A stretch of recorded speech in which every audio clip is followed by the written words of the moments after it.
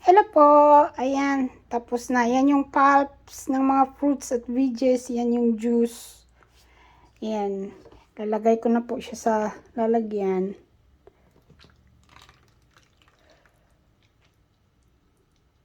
Ayan.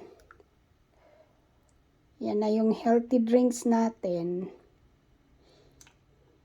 Makakabili ka nito sa tindahan pero mahal. Tapos hindi ka pa sigurado kung may halong additives o ano. Kaya ayan, gawa na lang tayo ng atin.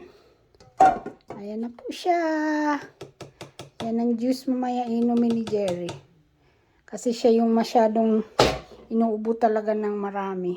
Ayan, may kunti pang natira. Inumin ko yan. Itong pulp na to, yan siya. Ginagawa ko siyang tea every morning. O pag umiinom ako ng tsa. Instead na tsa, yan yung gagawin ko. Lalagay ko sa baso tapos lalagyan ko siya ng hot water. Ayan, maraming salamat po sa panonood ninyo. Enjoy. Ingat lagi and God bless.